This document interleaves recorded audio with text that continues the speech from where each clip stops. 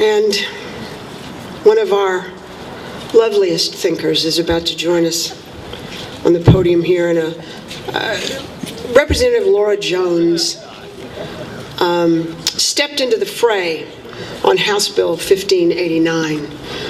A little unexpectedly, but like a force of nature, and waded into the fray and took on the other side and gave them a pretty good thrashing.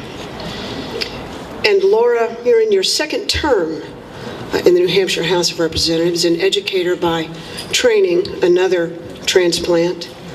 But we're all here for a reason in New Hampshire, and I think we know what that reason is. I'd like you to please welcome Representative Laura Jones. Thanks, everybody. Okay, thanks so much for everybody coming out today. This kind of support means so much to those of us who serve as state reps. It's a real battle in there, and it's great to have you all here. Today I'm going to talk about political participation. Why is it so important? It's important because of the situation we now find ourselves in, that of having to constantly defend our natural rights. Rights which should never be under attack.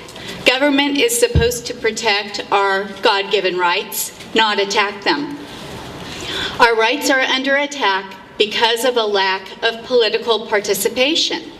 If we can only motivate all of the gun owners in this state to get out and vote for pro-gun candidates, we won't have to work so hard and waste so much time fighting gun control legislation.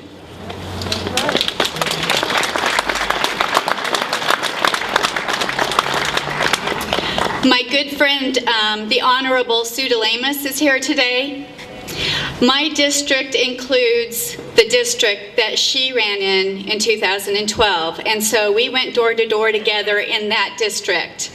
You would be surprised at how many times we would knock on someone's door and ask them to vote for us, and we knew they were gun owners by the flags or by the stickers, and they said to us, "We can't be bothered," or "We've given up on the system, we don't vote anymore."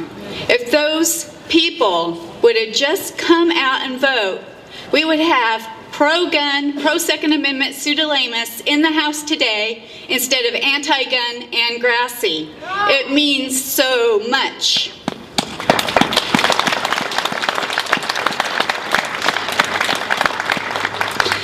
With the right candidates in office, we won't have to fight bills such as HB 1589, which we defeated in the House on February 12th.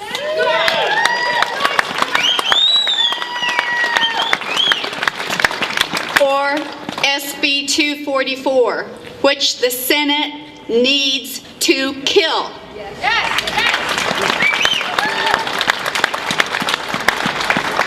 Or HB 1264, which would create a study commission to give credibility to future gun control legislation.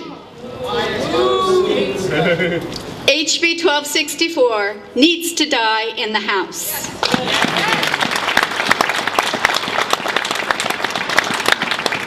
It is headed to the House floor for a vote, most likely on March 5th.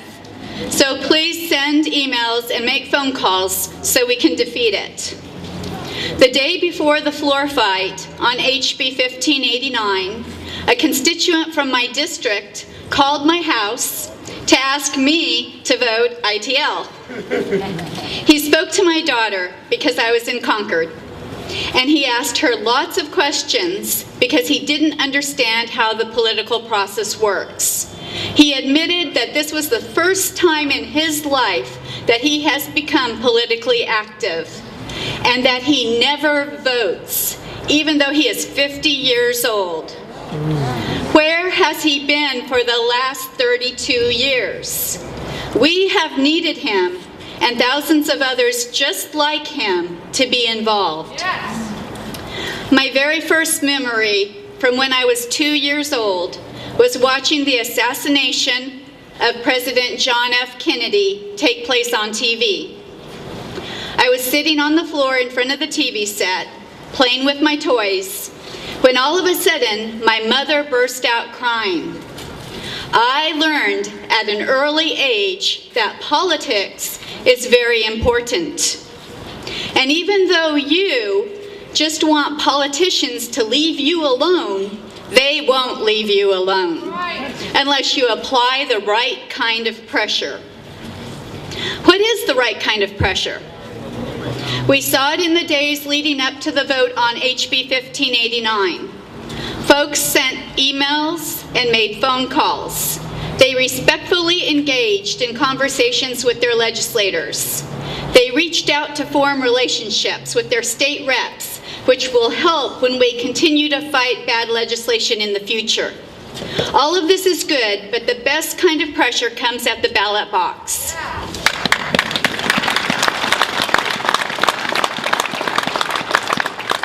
The 2014 election cycle will be here before we know it. Find a pro-gun candidate to support. Every gun owner here today needs to adopt a pro-gun candidate. The state-level candidates need your help most because they aren't able to raise the kind of money that the top-of-the-ticket candidates raise. Did you know that the Teamsters fund the anti-gun Democrat state rep candidates with large cash donations? But the pro-gun candidates don't get that kind of help. And now the gun control crowd will be pouring even more money into anti-gun candidate campaigns. How does a pro-gun candidate compete? Donations are helpful. They enable a candidate to put out a mailer or two. But what really impresses voters is a door-to-door campaign. Yes, it does.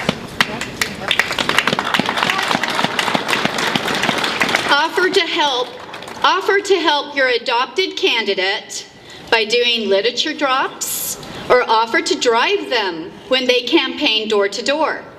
Letters to the editor are another important way to reach the voters. There is much we can do to win seats, even in the tough districts. And we have to try. Duty is ours, results are God's. Yes, yes.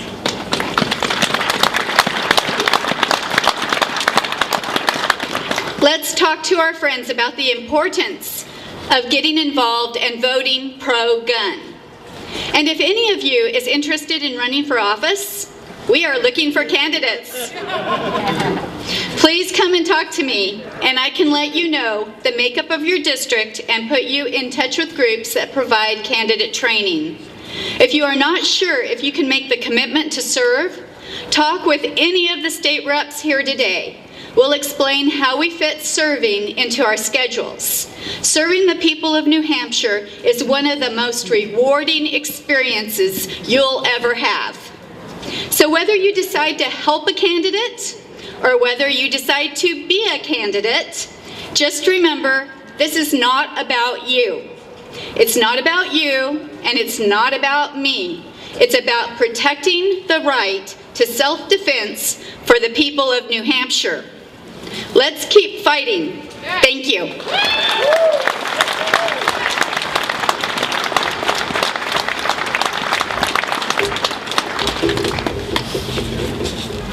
I don't know if anybody here looks crazy enough to run for office. But that's right, we do. Yep. It is a selfless job. The pay is terrible. The abuse is horrendous. The hours are long. But the things that they do on our behalf can be absolutely wonderful.